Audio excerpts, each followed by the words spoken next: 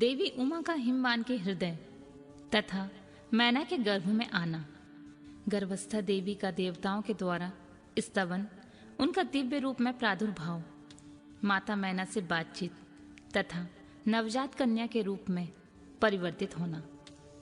ब्रह्मा जी कहते हैं, नारद, तदनंतर मैना और हिमालय आदरपूर्वक देव कार्य की सिद्धि के लिए कन्या प्राप्ति के हेतु वहां जगजननी भगवती उमा का चिंतन करने लगे, जो प्रसन्न होने पर संपूर्ण अभीष्ट वस्तुओं को देने वाली हैं।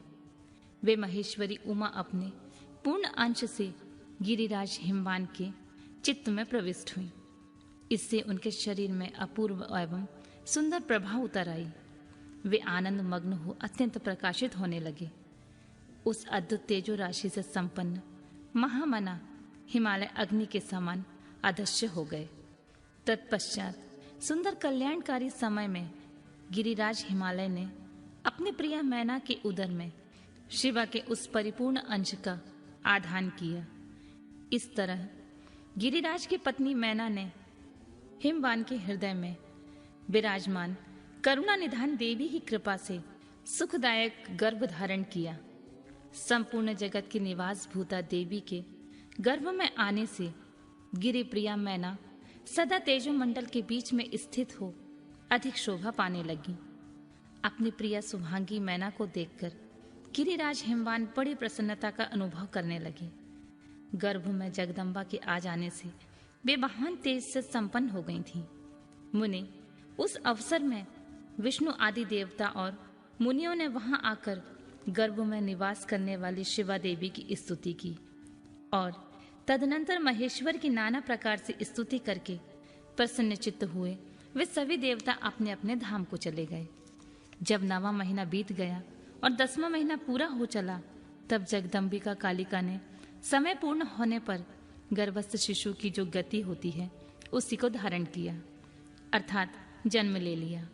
उस अवसर पर आद्या शक्ति सती साध्वी शिवा पहले मैना के सामने अपने ही रूप में प्रकट हुई। बसंत ऋतु में चैत्र मास की 9वीं तिथि को मृगशिरा नक्षत्र में आधी रात के समय चंद्रमंडल में आकाश गंगा की भांति मेनका के उदर से शिवा देवी का अपने ही स्वरूप में प्रादुर्भाव हुआ। उस समय संपूर्ण संसार में प्रसन्नता छा गई। अनुकूल हवा चलने लगी जो सुंदर, सुगंधित एवं गंभीर थी। उस समय जल की वर्षा के साथ फूलों की वृष्टि हुई। विष्णु आदि सब देवता वहां आए।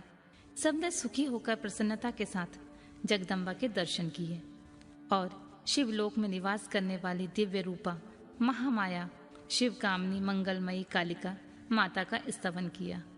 नारद, जब देवता लोग स्तुति करके चले गए, तब मेनका उस समय प्रकट हुई। नील कमल दल के समान कांति वाली श्याम वर्णा देवी को देखकर अतिशय आनंद का अनुभव करने लगी। देवी के उस दिव्य रूप का दर्शन करके गिरि प्रिया मैना को ज्ञान प्राप्त हो गया। वे उन्हें परमेश्वरी समझकर अत्यंत हर्ष से उल्लासित हो उठी और संतोष पूर्वक बोली, जगदम्बे, महेश्वरी, आपने बड़ी कृपा की है जो मेरे सामने प्रकट हुई हैं। अंबिके, आपकी बड़ी शोभा हो रही है। शिवे, आप संपूर्ण शक्तियों में आद्या शक्ति तथा 3 लोकों में जननी हैं। देवी, आप भगवान शिव को सदा ही प्रिय हैं तथा संपूर्ण देवताओं से प्रशंसित पराशक्ति हैं। महेश्वरी, आप कृपा करें और इसी रूप में मेरे ध्यान में स्थित हो जाएं। साथ ही मेरी पुत्री के अनुरूप प्रत्यक्ष दर्शनीय रूप धारण करें। ब्रह्मा जी कहते हैं, नारद, पर्वत पत्नी मैना की यह बात सुनकर अत्यंत प्रसन्न हुई। शिवा देवी ने उस गिरि प्रिया को इस प्रकार उत्तर दिया। बोली, मैना, तुमने पहले तत्परता पूर्वक मेरी बड़ी सेवा की थी। उस समय तुम्हारी भक्ति से मैं प्रसन्न हो मैं वर देने के लिए तुम्हारे निकट आई। वर मांगो।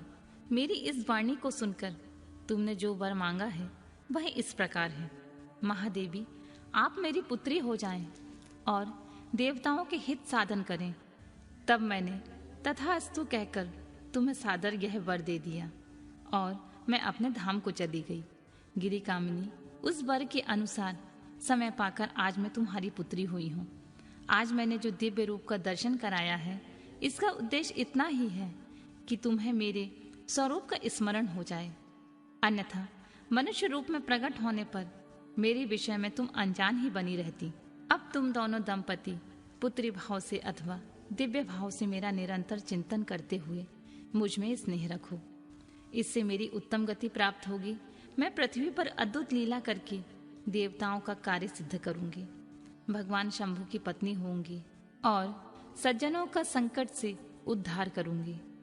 ऐसा कहकर जगत माता शिवा चुप हो गई और उसी क्षण माता को देखते देखते प्रसन्नता पूर्वक नवजात पुत्री के रूप में परिवर्तित हो गई।